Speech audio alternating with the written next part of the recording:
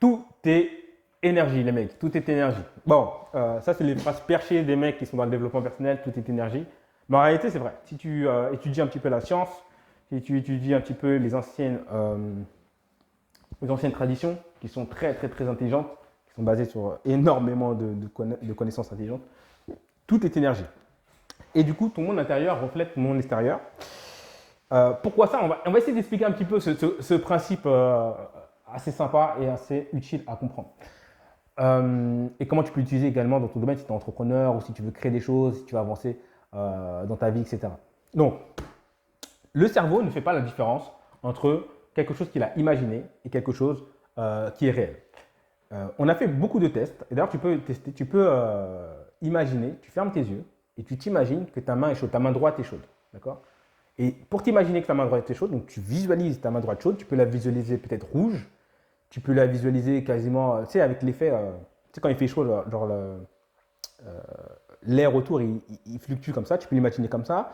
Tu peux également le dire dans ta tête, tu dis voilà, ma main est chaude, ma main est de plus en plus chaude. Tu dis cette phrase-là dans ta tête, ma main est de plus en plus chaude et tu visualises.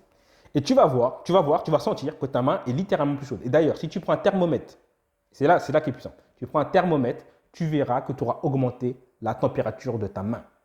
Et c'est quoi? C'est juste de l'imagination, c'est juste ta tête. D'accord? Alors, dis c'est juste, et là, on va rentrer dans les détails.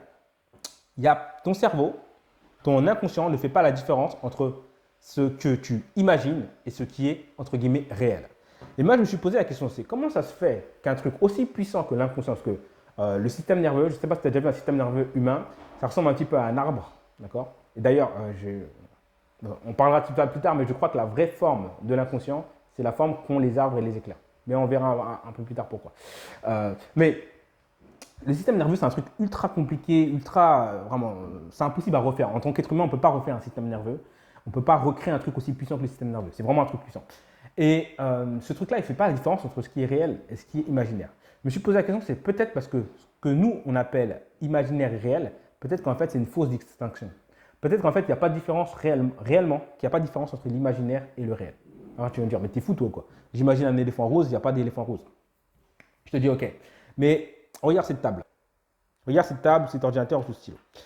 Si on zoome dessus, si on zoome sur cette table, tu vois, ou cet ordinateur, si on zoome dessus, on va avoir des atomes. On va avoir des molécules, après on va avoir des atomes. Si on zoome sur les atomes, on va avoir des quarks et des électrons, etc. Si on zoome dessus, on va avoir des vibrations. Si on zoome dessus, on va juste voir de l'information. Il n'y a plus rien, il y a juste de l'information.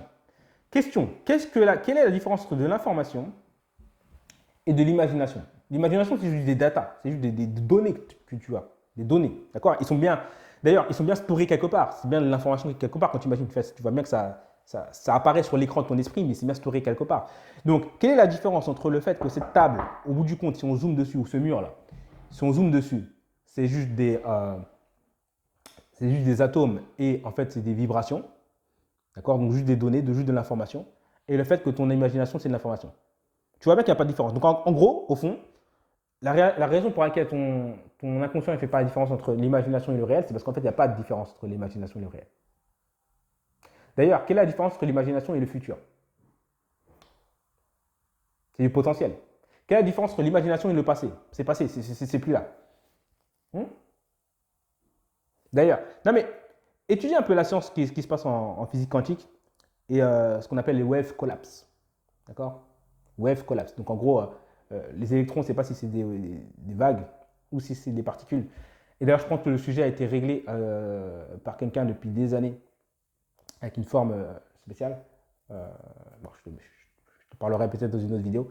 Mais on ne sait pas trop, en gros. Les scientifiques, en tout cas, aujourd'hui, ils ne savent pas trop quelle est la différence, mais le truc semble collapser à un moment. Quelle est la différence entre le fait que quelque chose qui est potentiel collapse à un moment et le présent?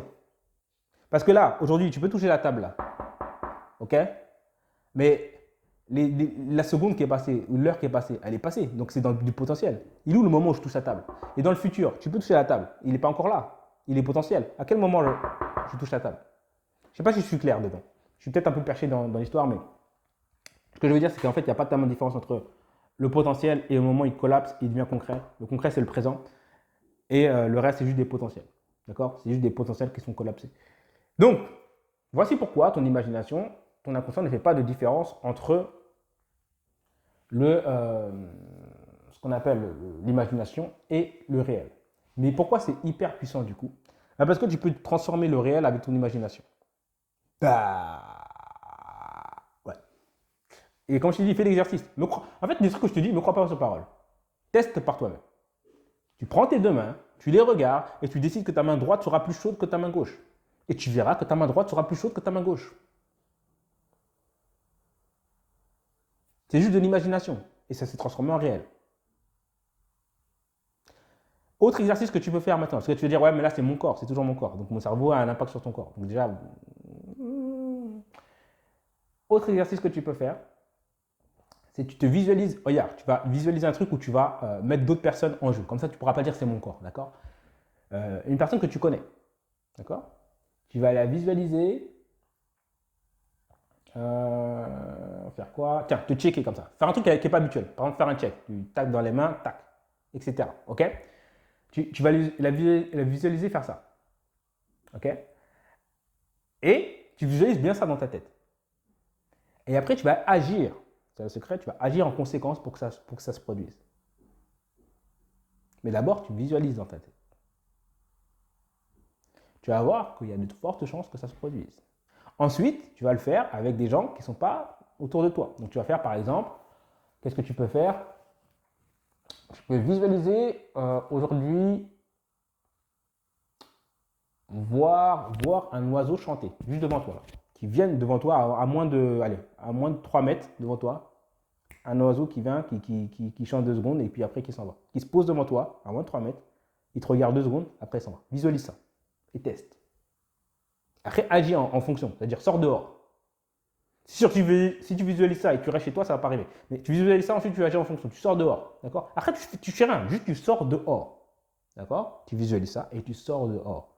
Et tu verras ce qui va se passer. This is huge what I told you. Et faites-le parce qu'une fois que vous aurez réalisé ça et vous aurez vos premiers résultats là-dedans, vous allez voir à quel point votre cerveau, je ne sais pas c'est quoi, quelle partie de notre cerveau, quelle partie de notre tête qui fait ça, mais à quel point ce truc-là il est puissant. Donc, une fois que tu as fait ça, ensuite tu t'entraînes. D'accord? Tu t'entraînes sur toi, sur ton corps, et tu te renseignes également. Il y a beaucoup de personnes qui ont guéri. Il y a des personnes qui se font opérer sous hypnose. Je ne sais pas si tu te rends compte. On t'opère, c'est-à-dire on prend un scalpel, on ouvre ton bras, on écarte et tout, sous hypnose. Hypnose, c'est juste on t'a dit, ouais, non, t'inquiète, tu n'auras pas mal. Donc tu imagines que tu n'as pas mal. Et du coup, au bout du compte, tu n'as pas mal. Si déjà tu peux imaginer, imagine qu'est-ce que tu peux faire réellement en réalité. Imagine qu'est-ce que tu peux faire réellement en réalité. Parce que ça, c'est des trucs basiques.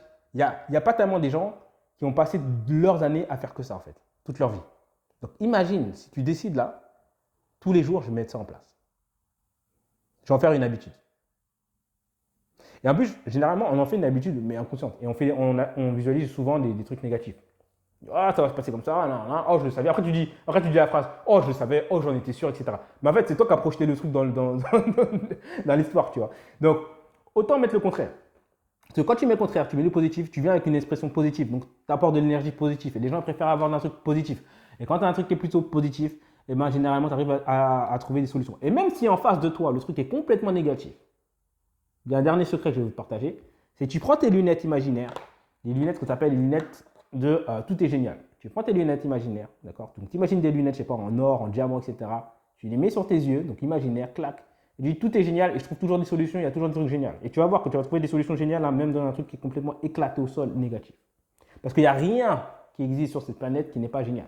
Tu regardes une feuille, mon gars, juste une feuille, et pose-toi la question comment il est possible qu'un truc comme ça puisse capter la lumière du soleil, prendre l'énergie, la rassembler, ramener ça dans la sève, faire en sorte que ça nourrisse un arbre, que cet arbre il grandit, et que ce truc-là, ça envoie de l'oxygène pour que les animaux et les plantes, etc., ils grandissent, et que ce truc-là, dès qu'il y a les chants des oiseaux, il s'ouvre et il envoie plus d'oxygène. Comment un truc comme ça, c'est possible? Juste une feuille, là, je t'ai juste dit une feuille, et encore, c'est rien.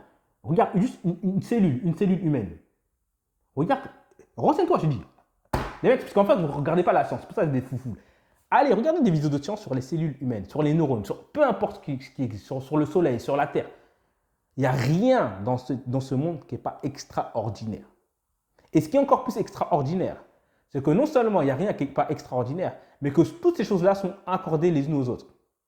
Parce que la feuille qui est là, elle reçoit quoi? La lumière du soleil. Mais lui-même, le soleil, lui-même, il reçoit des énergies de la galaxie. C'est-à-dire que la feuille elle-même, elle reçoit des énergies de la galaxie. Mais nous, on reçoit l'oxygène de la feuille. C'est-à-dire que nous-mêmes, là, quand on respire là, on reçoit tout ça. Je sais que c'est perché, hein, c'est juste de la science que je te dis. Il n'y a rien dans ce monde qui n'est pas extraordinaire. Donc, quand tu apprends à voir ça, même les situations les plus catastrophiques, apprends à les tourner et tu dis, voilà, qu'est-ce que je peux tirer de ça? Ça ne veut pas dire que c'est facile, ça ne veut pas dire que c'est bien, mais il y a toujours un truc que tu peux tirer.